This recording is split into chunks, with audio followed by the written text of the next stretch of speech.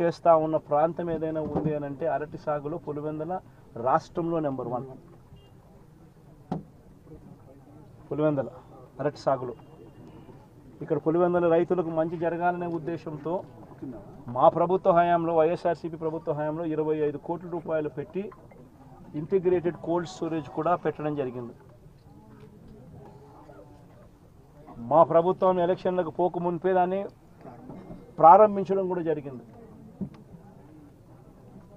ఎంత దారుణమైన పరిస్థితి ప్రభుత్వంలో ఉంది అని అంటే కనీసం దానికి యూజర్ ఏజెన్సీని టెండర్ పిలిచి యూజర్ ఏజెన్సీని ఐడెంటిఫై చేసి యూజర్ ఏజెన్సీకి దాన్ని అప్పచెప్పి కనీసం దాన్ని వాడుకలేకి కూడా ఈ ప్రభుత్వం తీసుకొని రాకుండా ఈ ప్రభుత్వం నడిపిస్తూ ఉంది అని అంటే వీళ్ళకి రైతుల మీద ఎంత కపట ప్రేమ ఉంది అని చెప్పడానికి ఇంతకన్నా నిదర్శనం అవసరం. అక్కడే కన్నా యూజర్ ఏజెన్సీని కన్నా ఇచ్చి ఉండింటే 500 మెట్రిక్ టన్నులకు సంబంధించిన సామర్థ్యం ఆ కోల్డ్ స్టోరేజ్లో ఉంది కాబట్టి యూజర్ ఏజెన్సీని కన్నా పెట్టి ఉండింటే ఆ యూజర్ ఏజెన్సీ అరటికి సంబంధించిన కొనుగోలు చేసేవాడు. వీళ్ళు రైతన్నలు ఆ యూజర్ ఏజెన్సీ అక్కడ పనిచేస్తూ ఉంది కాబట్టి వీళ్ళైనా కూడా అక్కడ పెట్టుకునే పరిస్థితి ఉండేది. మా ప్రభుత్వ హయాంలో ఏ రకంగా ఎక్స్పోర్ట్ చేసినాము 2 కంటైనర్లను పెట్టి అరటికి సంబంధించి అవి ఇంకా ప్రోత్సహించబడేటివి. ఈరోజు చూస్తే ఎంత దారుణమైన పరిస్థితి అని అంటే ఒకవైపున రైతుల పరిస్థితి ఈ వర్షాల వల్ల ఈ గాలుల వల్ల ఇటువంటి దారుణమైన పరిస్థితి ఒకవైపున ఉంటే మరోవైపున రేటు చూస్తామా అంటే నెల కిందట 26,000 పలికిన రేటు ఈరోజు 9,000 రూపాయలకు పడిపోయిన పరిస్థితులు చూస్తూ ఉన్నాం.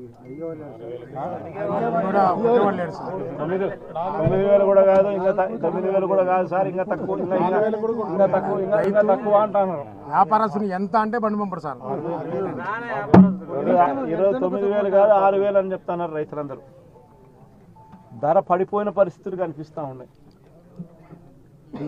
మరి రాష్ట్ర ప్రభుత్వం అన్నది రైతును ఎక్కడ పట్టించుకుంటా ఉంది అని అడుగుతా ఉన్నా. ఇట్లా మిర్చి పంట అయినా అదే పరిస్థితి, ధాన్యం కొనుగోలైనా అదే పరిస్థితి. 300 నుంచి 400 రూపాయలు పర్ టన్ను రైతు నష్టపోయిన పరిస్థితి. మిర్చికి 11,800 రూపాయలు కొనుగోలు చేస్తామన్నారు. ఇంతవరకు 1 కేజీ కొనుగోలు చేయాలి ఒక రైతు దగ్గర నుంచి.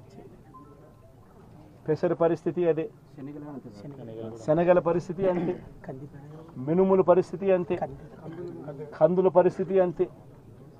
ఏ పంటకు ఈరోజు కనీస గిట్టుబాటు ధర రాని పరిస్థితిలో ఈరోజు రైతన్న వ్యవసాయం చేస్తూ ఉన్నాడు. రైతన్నలకు చీనీ చెట్లకు సంబంధించి గతంలో ఎప్పుడూ చూడని రేటు వైఎస్ఆర్సీపీ హయాంలో రేట్లు వస్తే టన్ను ₹1,00,000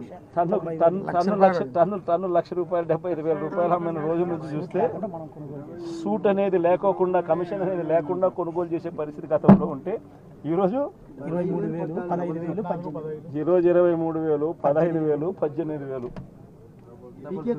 కోవిడ్ టైంలో లారీలు డీజిల్ మనమే పెట్టి రైతులకు డైరెక్ట్ అకౌంట్ వేసినాం సార్. 12 కోట్ల రూపాయలు రైతులు డైరెక్ట్. అరటి రేటు మన కోవిడ్ రేటు ఉంది సార్. లారీలు మనమే దారుణంగా ఉన్న పరిస్థితి. నేనైతే ఒకటి చెప్తా ఉన్నా. ఈ 4,000 ఎకరాలకు సంబంధించిన ఈ ప్రతి రైతన్నకు నేను ఒకటే భరోసా ఇస్తా ఉన్నా. ఈ ప్రభుత్వం మీద ఒత్తిడి తీసుకొచ్చే కార్యక్రమం జరిగేందుకే చేసేందుకే ఈరోజు నా ఈ పర్యటన.